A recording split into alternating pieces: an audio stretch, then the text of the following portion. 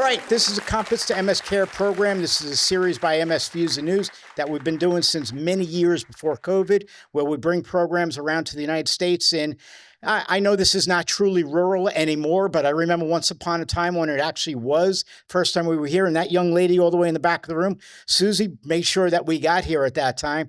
I do want to thank our sponsors for today's program. So we have Genentech, Novartis, Sanofi, and TG Therapeutics. Let's give them a round of applause because we cannot do these programs without them supporting these events. All right, we also had many displaying today.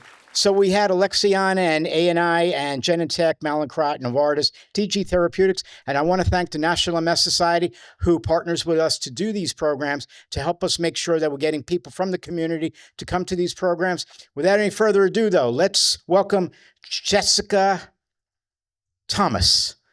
There's a lot of Jessicas in my life. My daughter's a Jessica, you know? Jessica Thomas is a licensed clinical social worker. She does a lot of things for MS Views and News, including every month we have the Mental Wellness Chat series, which she might tell you about. Okay.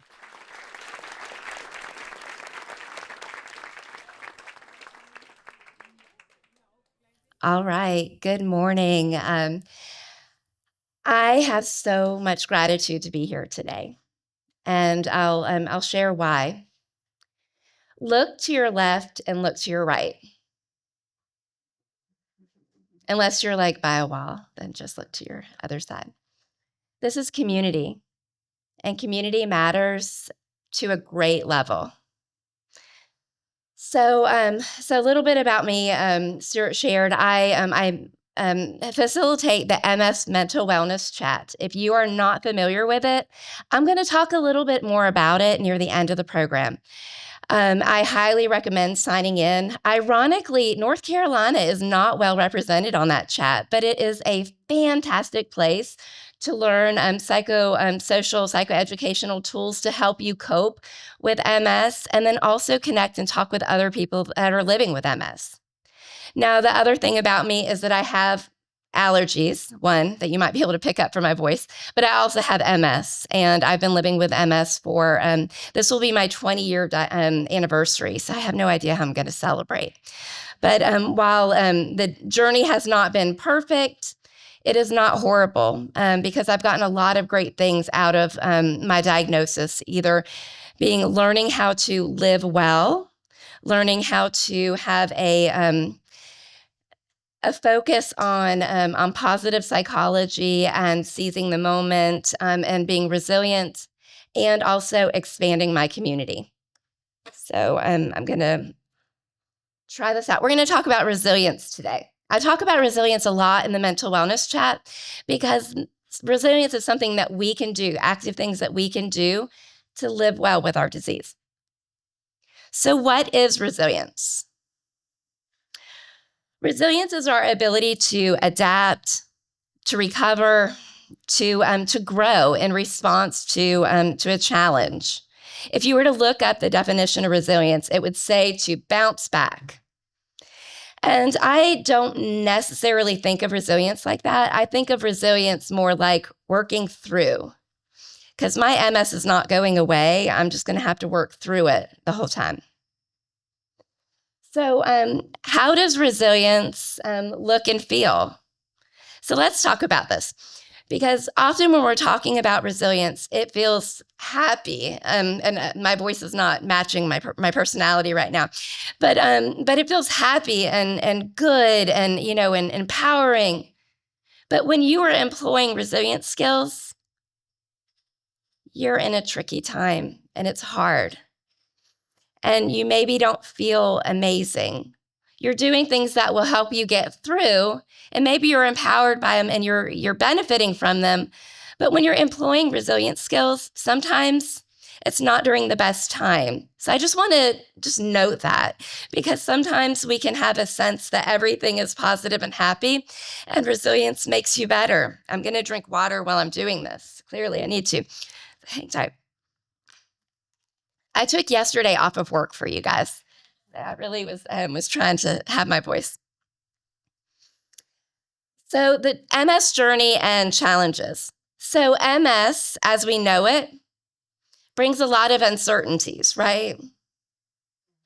Sometimes we can't predict day to day. Sometimes we can't predict. For me, 20 years ago, I couldn't predict what it would feel like today. And there's a lot that we don't have control over. So why is this important with MS? When you're developing resilience and when you're using resilience, you are taking power of some of your health, some of your well-being, some of your the way that you approach disease. Now, Bill, I'm going to ask if you can score me up a cup of hot tea if possible.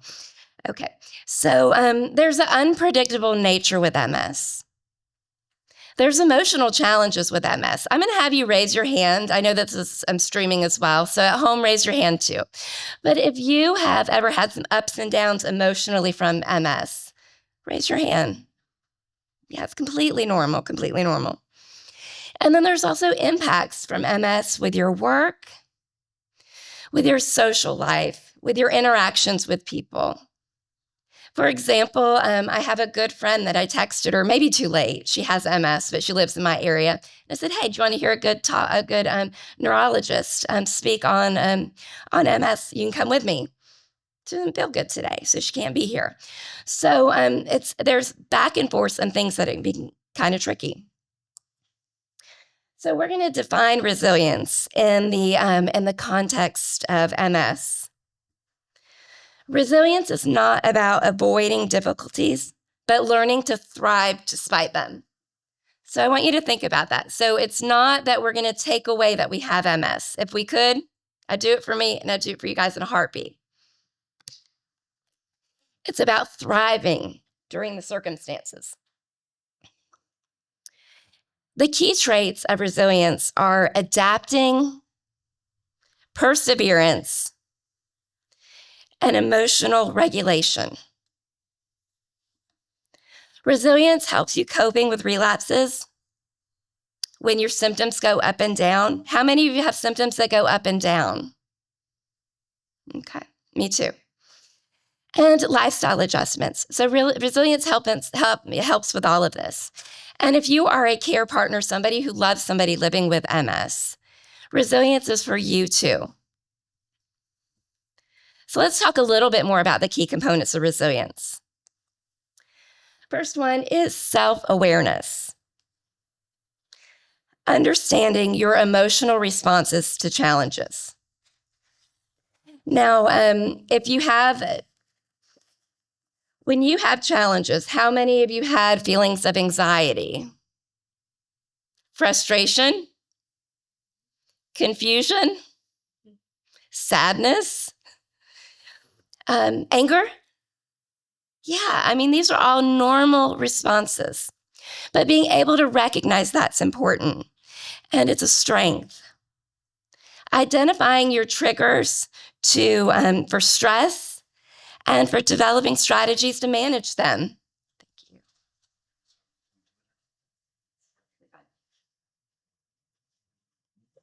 Thank you so much for your patience. See, immediately better, immediately.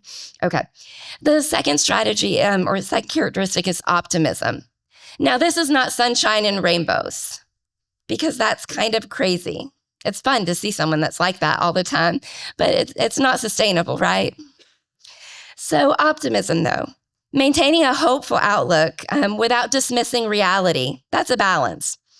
Practicing gratitude, learning how to shift your mindset to a place of gratitude, and celebrating small victories. Also, self-care, big component of resilience. Prioritizing your physical health, your emotional health, your mental health. Engaging in hobbies that promote relaxation, and managing your energy levels effectively to avoid burnout. Social support. Now, I'm a social worker by background, so I'm going to always probably lean on social support, but we are made to be connected with one another. Now that I have a son that is 17, when I started doing these talks through my own MS journey, he was like a toddler. So I think about it, he's grossly introverted. And even if you are introverted, we still need connection. So social support is a big part of your resilience journey. So let's talk about the science of resilience. How does the brain and body respond to MS and to stress? Chronic stress worsens symptoms. So I'm a licensed clinical social worker. I'm not going to come from a place of medical advice. So when I talk about dietary stuff, when I talk about something that is related to MS, I'm talking about it from a social work perspective. So please note that. But chronic stress can worsen symptoms. How many of you have ever experienced worsening symptoms when you've been more stressed out? My worst relapse was during a time of great stress. So there often is a time that you can look at and put those two things together. And chronic stress causes chronic inflammation. And the nervous system plays also a key role in resilience. So when we're doing things like practicing deep breathing, practicing mindfulness, learning to kind of decompress, we are helping our nervous system. Now, this is not a commercial for the MS Mental Wellness Chat, but if you chime into it, you'll learn some of these tools, how to help regulate that. But there's more science about resilience. Neuroplasticity. This is our brain's ability to adapt to new challenges. So the brain itself can rewire new habits, new thoughts, and behaviors. And this is important. We can change how we look at things sometimes. During COVID, I was in therapy helping patients with chronic disease in counseling. And during COVID, I started a gratitude journal that I still keep to this day. It's not fancy. It's one thing I'm grateful for every day. It was a habit that I started, which I felt like I had to do out of necessity, but it carries forward to this single day because I rewired. And it rewired how I look at things. I will be completely grateful, and I've already noted this in my head, for this cup of tea, Bill. Completely. So building resilience can strengthen our mental and our physical health over time. And so let's talk a little bit about mental and emotional resilience. Managing emotional responses. Emotions like frustration, grief, and anger, they're very normal. You saw your community kind of raise their hands up, and you saw your speaker who's not afraid to say that these things happened to me too. MS can bring a lot of unexpected challenges, and emotional responses are a part of that adjustment.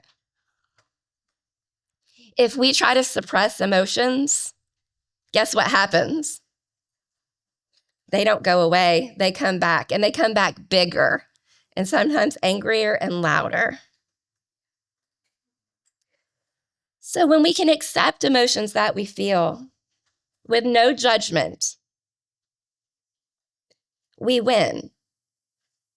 So if you have something that is frustrating you, if you can accept that it's frustrating and not judge yourself for being frustrated, say, I don't want to hold on to this feeling, but I'm going to accept it for a minute and hold it, and then I'm going to set it over here, or I'm going to let it just kind of work its way through. Just owning it will help. Acceptance of an emotion doesn't mean that you're giving up. It means that you're making space for emotions while you continue to move forward. And then doing this will help you to identify healthy coping mechanisms. I always advise to track your emotional patterns. I'm a big planner, so I won't dig it out right now, but I have a paper planner, and if you see me later, I might have it open while I'm taking notes when Dr. Carrera is talking. But if you track your symptoms, I like tracking, I think this is a big resilience thing. Track your sleep. Track your general mood. Track something, so track your sleep, track your mood, track any symptoms that are kind of really loud. If they're not really loud, you don't really need to track them. And then track something you're grateful for. It's a pretty good resilience habit. But if you track your emotional patterns, you might recognize that some of the things cause distress. For example, if you are not sleeping well, big chance you won't be in a great mood. You may be a little bit more edgy. You may be more easy, more apt to cry even. I know for me anyways. And my husband would say I'm completely grumpy if I don't have enough sleep. When you learn to track what your triggers are, then that gives you some insight on yourself. I always like to say, we can, if we track our symptoms, we can look at it from a place of science. What is it that's causing potentially some of our symptoms? What is it that's causing some of the ways that we feel and how we're responding? So another aspect of this is the power of positive thinking. So we'll move to that. Reframing negative thoughts. How many of you have ever had a negative thought about anything? We all have. You don't have to raise your hand. I know it. And if you didn't raise your hand, I wouldn't believe you. Truth. So learning how to reframe thoughts. Going from, I can't do this, to, I'll find a way. Or, this is hard, but I'm working on it. The way we talk to ourselves influences our ability to cope with challenges in general. And when we shift our focus from limitations to possibilities, we create a sense of empowerment. It's a game changer. Again, but it's a balance. How do we practice optimism without denying the reality that we live in? And optimism is not about ignoring. So an example of this teeter-totter of balancing how we think is, I am strong and capable. I adapt to challenges with courage. I am more than my MS. Now, again, not a commercial for the MS Mental Wellness Chat, but if you sign on, we do positive affirmations a lot. And that's important. It's important to incorporate positive affirmations into your day. When we repeat affirmations, they rewire our thought pattern, and it can kind of boost self-confidence. So now we're going to talk a little bit about the relationship of gratitude and resilience.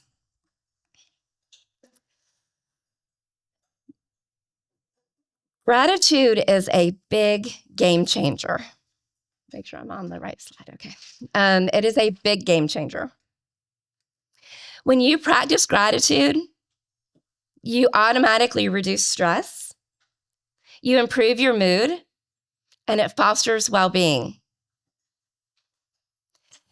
Gratitude can shift a focus away from something that's hard, even in the context of the reality of it being hard, and give you something that you can look at and help make it look a little bit different. What is still possible? How many of you practice gratitude daily? And again, if you were at home on the live stream, raise your hand. Okay, not many people here, and that's okay. Several years ago, I didn't practice gratitude daily. But if you get anything from today's presentation, besides go to the Mental Wellness Chat and join us, is also, and that resilience is good for you and you can practice it and you have the power, it's practicing gratitude. Big game changer.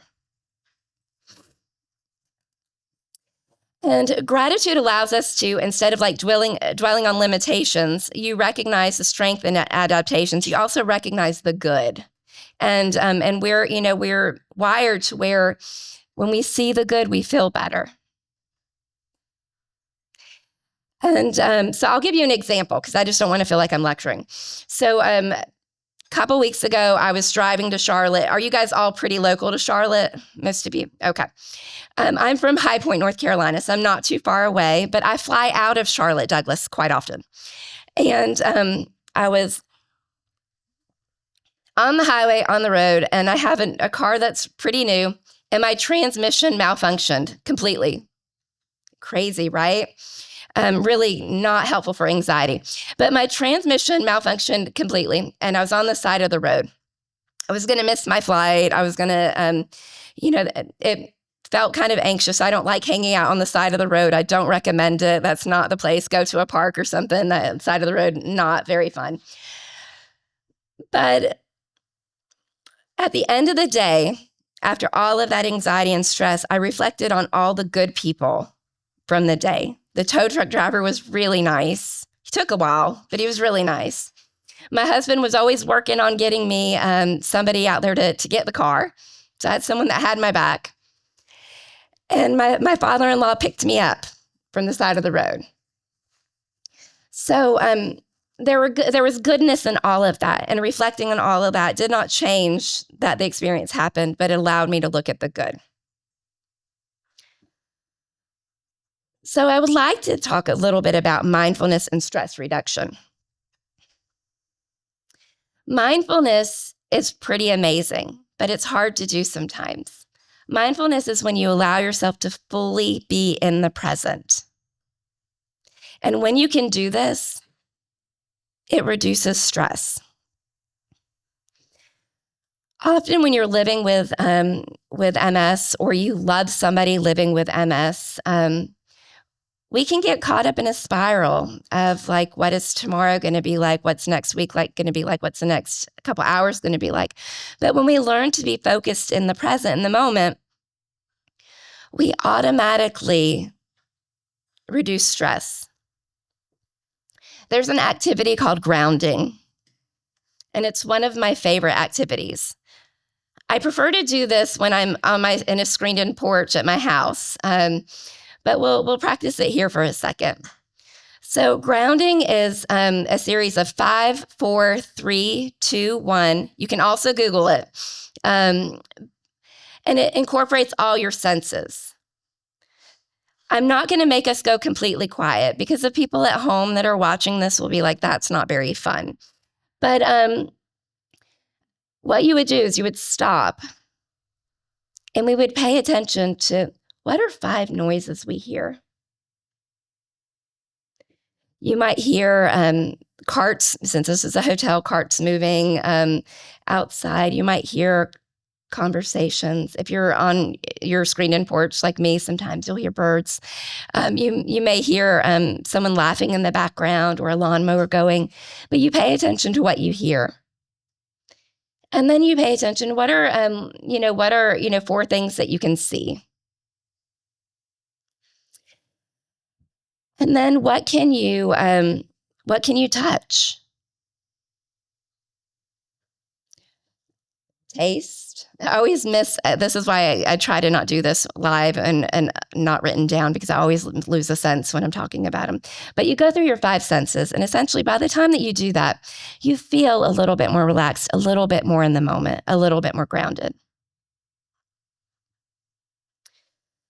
There's another kind of mindfulness that I like. Instead of telling you about mindfulness and how good it is for you, I just rather would give you a couple tools.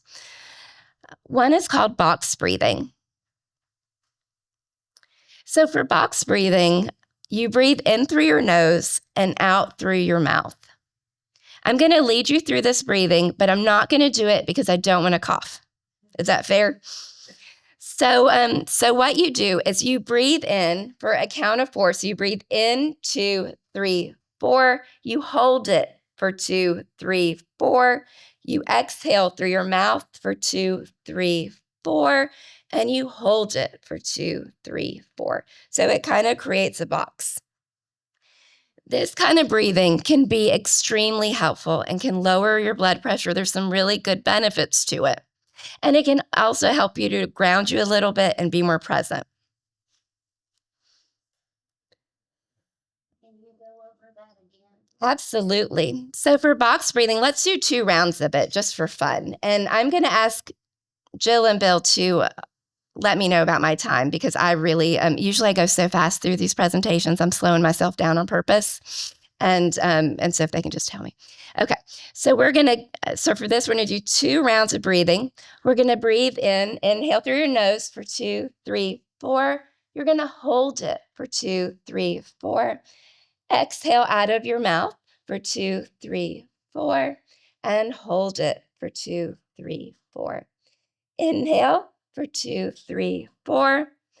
Hold it for 2, 3, 4. Exhale for 2, 3, 4. And hold it for 2, 3, 4. So box breathing. Identifying and challenging negative thoughts. Again, I asked you earlier how many of you have had negative thoughts before. I didn't want you to raise your hand because everybody does. But what can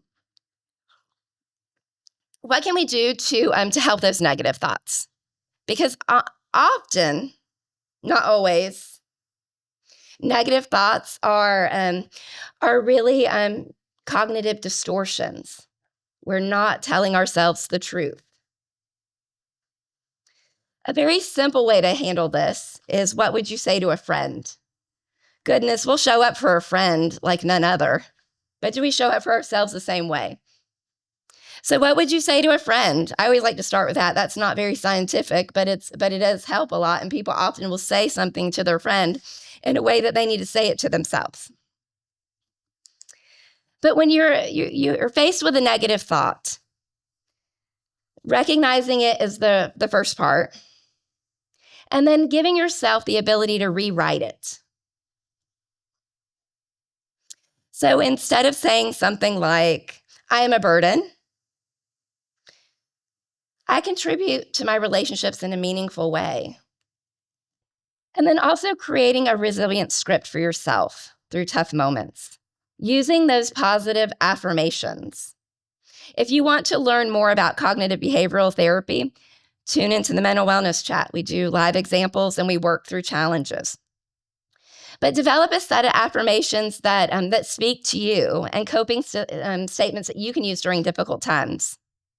Example, this moment is hard, but I have faced challenges before and I will get through this. So we're going to talk a little bit about hope and purpose. Hope is an action. Hope is positive. And hope gives us something to work towards. It's important to feel hopeful. And if you're not feeling hopeful, I want you to talk to someone about that. A lot of work that I did in therapy and with other people when I was working with them is helping them to find a sense of purpose, because a sense of purpose drives us. But too far and too often, we connect purpose to a job. And that is completely unfair. Because sometimes MS impacts your ability to work, right? And if your purpose is your job, your vocation, then you lose a sense of purpose. I've been working really hard over the past, I'd say probably decade of, I always say my purpose is to help people. But no, now I'm starting to say my purpose is to be creative, because I love being creative and it helps people in a different way. I love helping people, but I don't want to be tied to my job, if that makes sense. Having new interests or adjusting your goals that give you a continued sense of fulfillment. Pursuing hobbies, volunteer work, or creative ones. If you're not able to work, finding other things to do. Because you have value and everyone has value, great value. And you matter. And whatever you did for your job may have been what you identified as a purpose, but you can redefine your purpose. It's possible. So when do we seek professional support? I think anytime, to some degree. I know I sought professional support when I was first diagnosed about 20 years ago, and that was really helpful for me. But I encourage you to seek support at any time during your journey, because we're all evolving, and the truth be known, every single person in this room, including our doctor and me and everyone, are all living lives, and life is hard. So to know that there's never like a perfect time. There's a time that you should absolutely seek help, and that's if you're experiencing if things in your daily quality of life have changed, like your sleeping, your appetite, your interests, etc. But if you just need someone to talk and to work through some of the changes that you're having in your life, or just to cope with living with a chronic disease, it is okay. Okay, daily habits for a resilient mindset. So we're going to talk about setting goals for well-being, setting small, achievable, realistic goals. Now, if any of you have work in the business field and you've heard of stretch goals, I have to do stretch goals for my job. I'm not talking about stretch goals. I'm talking about SMART goals, specific, measurable, achievable, realistic, and timely. Breaking large goals into smaller steps. Identify your strengths, your challenges, and let's find strategies to help you be more resilient. Now, there's a couple areas of resilience here. There's mental resilience, there's emotional resilience, there's physical resilience. Building a plan, and even if today, we'll just, instead of resilience, we'll call today gratitude. If it's just practicing gratitude, finding some things that you can do for your personalized resilience plan. Building a daily resilience routine. What does that look like? Might include a walk in the morning, or going to an exercise class or yoga stretches from a chair. Maybe it's allowing yourself to have quiet. Maybe it's calling somebody and interacting and having connection. Maybe it's a way of finding out how to kind of dissolve the stress that you've held on for the day. It's so important to break the stress cycle of our day. And then scheduling time for restorative activities for yourself. Mindfulness, hobbies that you like, social connection, things that really give you balance and stability. And all of these things, greatly important for MS. There is a power in routine, and I'm not going to talk long about this because I don't have a lot of time left, but create a routine. It doesn't have to be super rigid. Actually, sometimes the smaller, more relaxed routines that give you a little bit of flexibility work really well for MS. Journaling, great habit for resilience. Does it have to be this and this happened in my day? It could be. That's what it could look like. Or it can be just a couple of things that, that happened, whatever you need it to be. Journaling can be helpful for your resilience. Self-compassion and acceptance. How we talk to ourselves matters. Talk to yourself like you would talk to someone you love. Sometimes we kind of miss the mark on that a little bit. We can be a little bit more self-critical, a little bit mean. So finding a way to talk to yourself in a way that matters, in a way that is also very compassionate and not judging yourself for how you feel, but just paying attention to how you talk to yourself. So we're going to talk a little bit about looking ahead and staying motivated. Relapses and tough days are a part of this journey. So how can we overcome setbacks with resilience? As we know, MS is unpredictable. We can't control some aspects of it. Focus on what can be controlled. Adjusting goals, seeking support, practicing self-care. If it's a setback that is not exactly related to your MS in terms of your body, but think of it as that it's an opportunity to learn. And maybe if it is related to your body, maybe using a piece of durable medical equipment, it gives you the opportunity that you learn, okay, well, it would be useful to have that, to use the cane next time because it saves me a little bit of energy. Not that not being mean to yourself for not bringing it, that you just learned from it. Celebrating small wins. We're always on the lookout for good, big things to happen. Guess what? They don't happen very much. But good little things happen all the time, every single day, and they will continue to happen throughout the course of all of today and tomorrow and the next day, but it's your job to see them. Small achievements and small good things are around us. And when you have a small win, take time to notice it, shout it out. Resilience is a lifelong journey.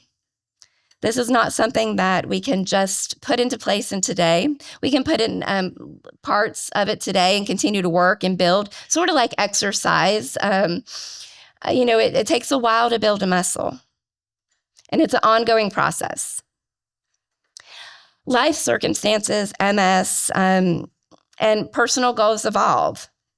And this requires a lot of us to continually adapt to all these circumstances. Continue to adapt and grow.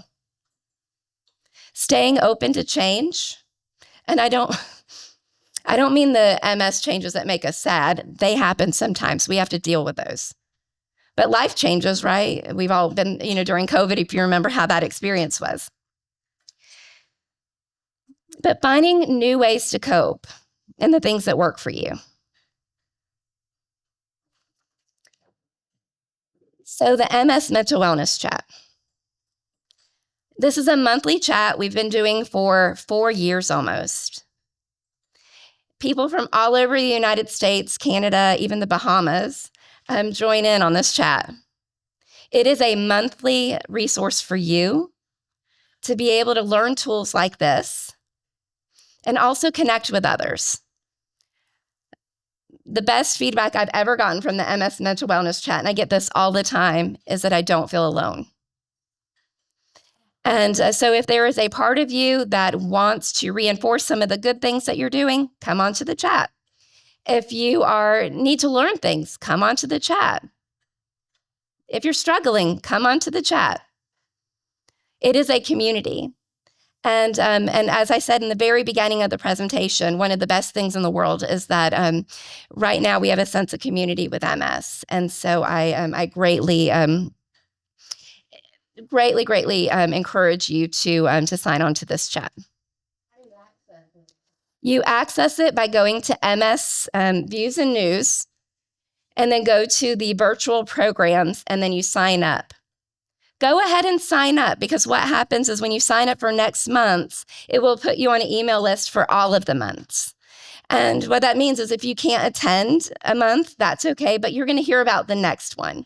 And so that way it doesn't become out of sight, out of mind, because often things are out of sight, out of mind sometimes. And so if you want to do this and put this in front of you, that's the best way to do it. So it's on MS Views and News, go to virtual events, and then you just sign up. And then you'll see me. And if you attend, just tell me that you were here. It would make me incredibly happy, because North Carolina is not represented enough in this chat. And then I'm going to move on to any questions. I have no time. I have no idea my timing in terms of how much time I have for questions, but we'll go. What? You had another 2 minutes. That's good. Anyway, let's thank Jessica for being here. Thank you. We had such great news from Europe about your program that you do with us. They wrote us in from a Swedish support group who want to know how we could do the program during the day, so that way they could watch it in daylight hours or evening hours, because when you're on, it's like 2:30 in the morning there. All right. I told them that they could watch it on our YouTube channel. And I'm telling you all about this as well. And anybody that's listening to this program right now, you can go to our YouTube and you could see all the previous programs that Jessica's done for us. So if you want to catch up and see what's going on, she's marvelous to listen to. And we're getting comments right now from people that are online watching and listening and talking, remarking about what you're speaking about as well. So we should give her another round of applause. All right. All right.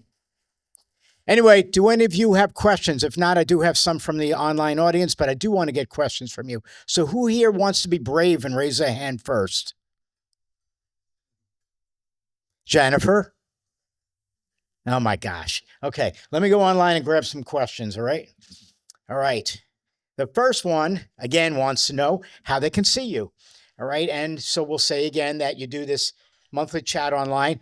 And basically, it's basically what she was telling you, but you just go to the website and you click on join our events, and then you go to where there's virtual or in person. Click on the virtual and just get signed up. And everything that Jessica explained to you before about how it's residual will work out great. All right. Wait, nobody can ask a question unless I'm with you with a microphone. Thank you. Where do you go to sign up? What are you saying? What website? You see right there on the banner, it says msviewsandnews.org, or more simply, you could just type in msvn.org. Okay? Thank you. You're welcome. Sorry. All right, next. Somebody asked if you take and see anybody locally in North Carolina.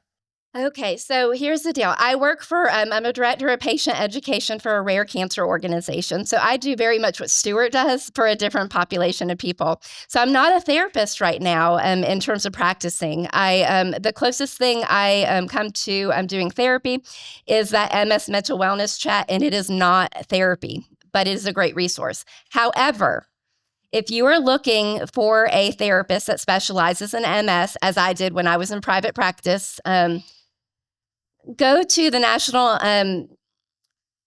MS Society, and they have navigators, and navigators can help you find a clinician that is specialized in MS. I do understand that when I talk to people, they want to see, how do I see someone like you that understands? Also, seeing somebody that has a background in chronic disease is very helpful and equally just as compatible. And I can tell you that because when I was a therapist specializing in MS, I realized I can help Parkinson's. I can help other people with other diseases. I can help cancer. I can help. Seeing someone who specializes in chronic disease is probably the primary response to that. And then also someone who is interested in learning how your disease impacts you. And if you can find those two things, you're golden. Thank you very much. Next one online wants to know if you ever do programs on relationships. Absolutely. I do programs on relationships quite frequently. I have done them in programs in this setting for Stuart, for MS Views and News. And you can go back and look them up, as well as we incorporate relationship work into the MS Mental Wellness Chat. Thank you. Next one wants to know how they could gain more confidence because their family's always putting them down because they're always complaining. She says she's complaining about her symptoms and her family wants her to be stronger. It's tricky, right? Because trust is quite a circle, and we need to be able to communicate how we're feeling and what we're experiencing, and that our recipient understands what those feelings are or accepts that that's your reality. I'm not going to be able to solve that right away. What I would say is that there is a lot of power in telling yourself what you need to hear. There's also some power in learning how to communicate with your loved ones and learning how to talk with them if they don't understand. There's also power in counseling in those cases. But for the very short answer, what do you need to hear? And I want you to tell yourself those things. Okay, thank you. Next is a person saying that he was just diagnosed and he's feeling a lot of grief from this and wants to know what can be done. So when you're first diagnosed with a disease like MS, you do experience grief. I mentioned going to a therapist myself early on, and that's because I had no idea what my life would be like at such a young age when I was diagnosed. And grief is such a natural process. It is important to allow yourself to work through the grief. I always think that grief is like, if you think of it like a tennis ball, and if you were to put a tennis ball into a pickle jar, like a small pickle jar, you would see that really if you move the jar, the ball touches everything, right? In the beginning, with grief touches everything. And sometimes we think that grief will go away. That doesn't necessarily happen. What happens is we grow around the grief. So if you can imagine like a huge jar, eventually your grief will be in that huge jar. And it doesn't touch everything, but it's still there. It's still a part of living with disease. So if you're newly diagnosed, I highly recommend that you potentially see a counselor, not because anything's wrong with you, or go to a support group. Learn how to approach and work through the grief that you feel, and more than not, what you're feeling is normal and that you're not alone. Okay, next one is asking how they could gain support. So next month on the MS Mental Wellness Chat, we're going to talk about support. So please join in. But support looks different for all of us. I always like to say that I have a small support group or small support network. But I've worked with people that have huge support networks. But the most important thing is that we have support that we need. And so for me, it's I think highly, very much so. If there's a program happening in your area, like today, I know there's questions from remote, so you're at home. So if there's a support group locally, go to it. There's a program happening in your community, go to it. Meet other people. One of the best parts of support is learning and talking to other people that understand aspects of what you're going through. They may not understand everything, but that's an aspect of support. And then join into the MS Mental Wellness Chat next month, because we're talking specifically about support and how to build your support system. Thank you very much. Next one is asking, how do they get resources made available to them? So one thing that we're lucky with MS, and I'll never say we're lucky we have MS, because that's kind of silly, right? And that's rude, and I'm not lucky either.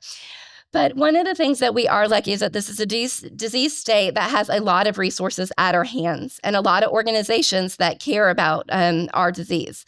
And so you have a lot more resources at your fingertips than you might not even know of. So for example, you're here, you're on this program, you're paying attention to it.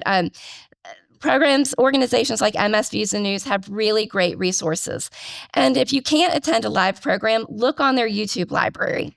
Also, go to the National MS Society. I used to work for the National MS Society for first 5 years of my diagnosis. It's a very important part of my life, because I learned all the resources to live well with my disease. And so I don't like to say Google, because we don't want to Google things, but look at the resources like the National MS Society, MS Views the News, look at MS Association of America, MS Foundation. I'm going to call them all out, because they all do different things, and they all offer resources that are there for you. My husband does not understand that I don't have the energy to go out at night. What can I do? Energy is really, really hard to describe to people, isn't it? Fatigue is one of my worst symptoms, and probably my biggest symptoms, my loudest symptoms of my own experience. And so learning how to communicate fatigue was incredibly important to me as I had a young son. He's 17 now, but learning how to talk. There's a thing called the spoon theory. I in particularly like the spoon theory, because I think it gives you, and again, Google it, because I can't talk the whole time because Dr. Carrera has to come up here and talk, and you guys are here for him. So there's something called the spoon theory, and I think it's invaluable, because you learn how you can talk about fatigue. You learn about how fatigue impacts your life, and how you can manage some of your fatigue. Now, since fatigue is one of my biggest symptoms, one of the things that I've gotten a lot of value out is learning how I can control some of my fatigue. And I can control some of my fatigue through stress management, through some of these resiliency skills, etc. But talking about fatigue is important, finding a way that works for you.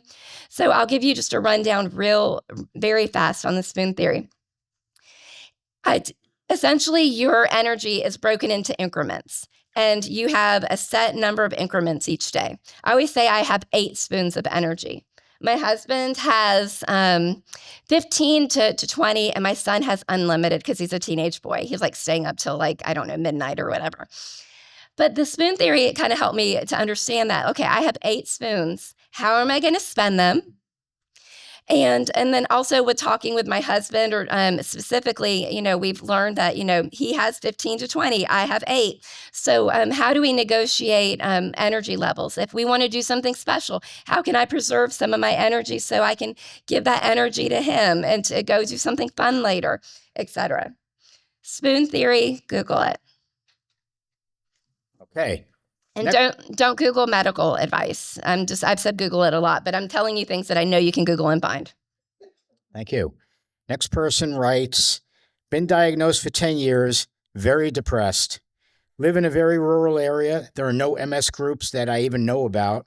Extremely depressing because I have nobody to talk to. What can you tell me? So, first thing I would share is join us on the MS Mental Wellness Chat. First, just because it's a resource, it's an opportunity to be connected. That does not solve the major depression in the small area. I'll address that in a second. But I can tell you that outcomes from people that have attended the MS Mental Wellness Chat is that we've had several people go on to get therapy and continue to get therapy and still show up for the chat. But that's, to me, is one of the coolest things, is that it was sort of a bridge in a moment. If you have severe depression, I want you to tell your healthcare provider. If you live in a rural area, maybe your primary care provider, your doctor that's going to know the area that you live in. You do not need to see an MS specialist for mental health. There is going to be a therapist that has experience with depression, chronic disease, grief and loss in your community.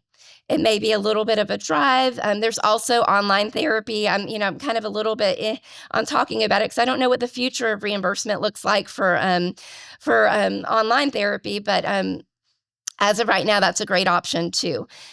Call, the Navigator program through the National MS Society. Show up to MS Views and News Mental Wellness Chat. There are resources for you. Talk to your primary care doctor. Talk to a doctor. MS there might not be a cure for.